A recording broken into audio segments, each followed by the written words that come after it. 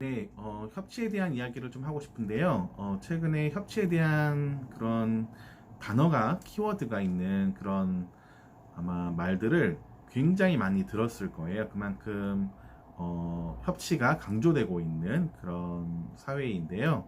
거버넌스라고 한다면 굉장히 사실 좀 익숙하죠. 근데 협치란 말은 뭔가 새롭게 다가오는 것이 이제 사실입니다.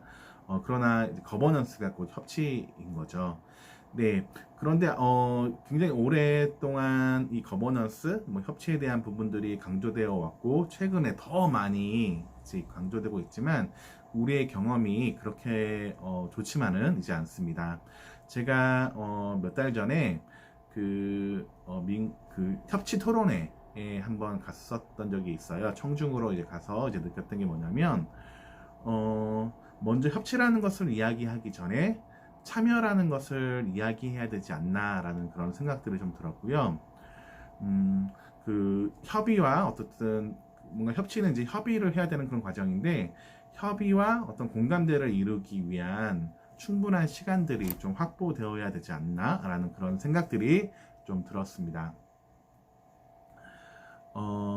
그 협치 토론회에서 어떤 그 구에 있는 그 사무관? 협치 담당관. 네, 협치 담당관이 한 얘기가 뭐냐면, 협치를 하려고 하는데 익숙하지 않다. 이전보다 더, 어떤 한 과업을 수행하는 데 있어서 굉장히 많은 시간이 걸린다라는 그런 이야기를 했습니다. 정말 협치는 굉장히 강조되고 있는데, 어쨌든 그것을 수행하는 어떤 조직의 구조나 이제 문화, 업무 방식은 바뀌지 않다 보니까 여전히 실적을 단기 내에 보고해야 하고 또 결과를 만들어내야 되는 부분들에 있어서는 변하지 않았다라는 것들을 좀 들을 수 있었던 그런 시간이었고요. 지역에서 일하다가 보니까 위에서 내려온 그런 사업들을 갑작스레 이제 지시받아서 해야 될 때가 있습니다. 현장에서는 이해가 되지 않고 또 할 수 없는 일들이라 이런 것들을 구청에 이제 그 담당 주무관이나 팀에 물어보게 되면 구청은 뭐 자기도 이해가 잘 안 된다. 그래도 위에서 내려왔기 때문에 그러니까 시에서 내려왔기 때문에 해라 라는 이야기를 한다고 합니다. 그리고 시는 보건복지부에서 내려온 지침이다 라고 하면서 또 자기들도 아쉽다 이런 얘기들을 하곤 하는데요.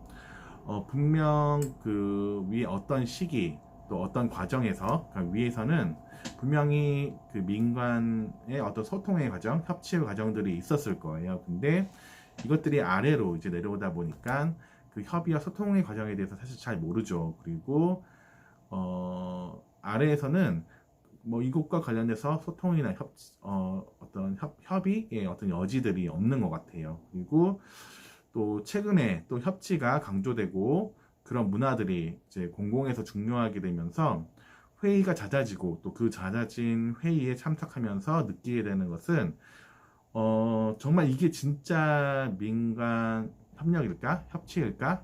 기존의 방식과 다른 점은 뭘까에 대한 고민을 하게 되고 또 외부 회의에 참석하는 그런 횟수가 늘어남에 따라서 또 원래 해야 되는 그런 업무들에 대한 피로도도 굉장히 높아집니다. 그래서 이런 부분들을 어떻게 해결할 수 있을까에 대한 고민들을 좀 하게 됩니다. 정말 협치가 잘 되기 위해서는 어떻게 해야 될까 참 고민인데요.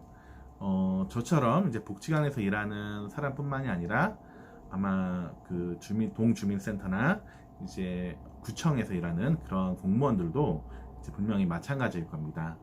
또 회의라는 것들을 이제 많이 하게 되는데 결국 어떤 그런 결정 그리고 그 결정된 일들을 해야 되는 그런 부분들에 있어서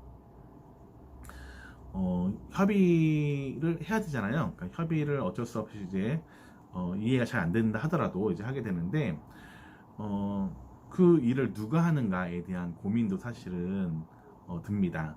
왜냐하면 기존에 하는 일들을 놓고서 또 그 일들을 하는 거에 있어서 모든 사람이 이제 부담을 느끼고 있기 때문에 결국은 그것들을 받아서 발의한 사람들이 하게 되는 어떤 그런 구조가 있지 않을까라는 생각들을 해봅니다.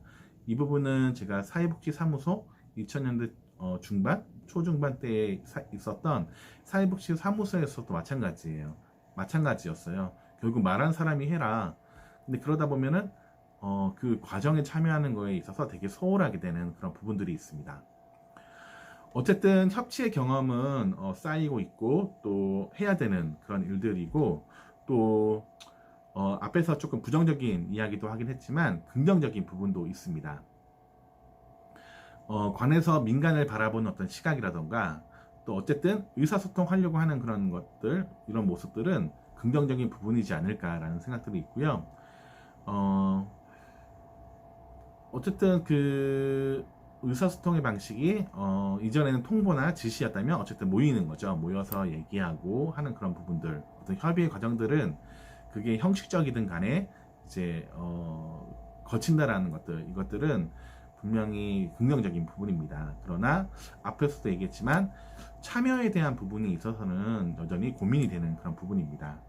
그래서 저는 개인적으로 행정 또는 조직 구조 또 혹은 업무의 내용이 분명히 변화되어야 되지 않나라고 생각을 합니다. 복지와 관련되어서 공공성이 강조되고 있고, 그리고 커뮤니티 케어나 돌봄 SOS와 같은 그런 정책에서 마을 단위를 강조하고 있는 이유는 분명히 있다고 생각합니다.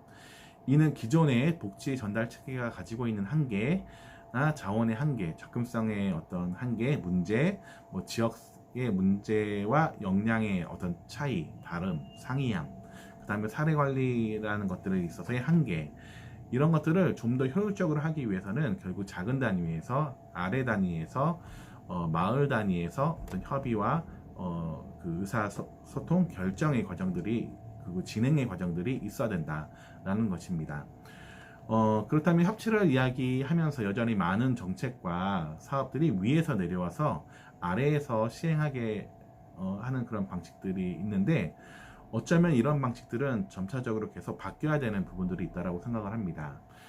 위에서 내려온 정책이나 사업들은 아래에서 좀 더 촘촘한 단위에서 시행하기에는 좀 더 이해가 잘 되지 않고 동기부여도 어렵고, 또 그 사업들을 민간이든 뭐 주민이든에게 이해시키는 어떤 시간과 어떤 비용의 소모도 분명히 존재하고, 또 단기에 실적을 달성하기 위해서는 비효율적이고 비윤리적으로 좀 처리될 수 있는 부분들이 있습니다. 그렇게 큰 틀에서의 방향과 정책은 있다 하더라도 사업은 아래에서부터 발생하게 하는 방법들에 대한 부분들을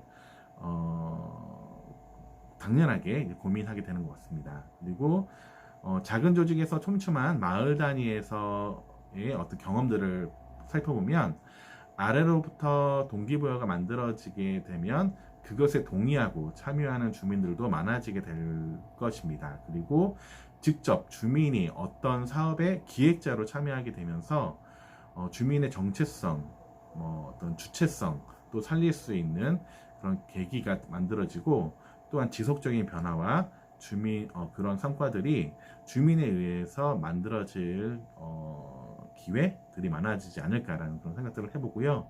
물론 주민 참여 예산제라던가 이러한 제도들이 있긴 하지만 제가 볼 땐 굉장히 소수의 주민들에 의해서 그 부분들이 이루어집니다. 정말 다수의 주민들의 어떤 이야기와 욕구를 듣기 위한 노력들을 끊임없이 해야 되는 그런 부분들이 함께 또 존재하는 부분들입니다. 그래서 민간 협치 분명히 이전보다는 좋아지고 있지만 더 노력해야 될 부분들이 있습니다. 이상 전재일이었습니다.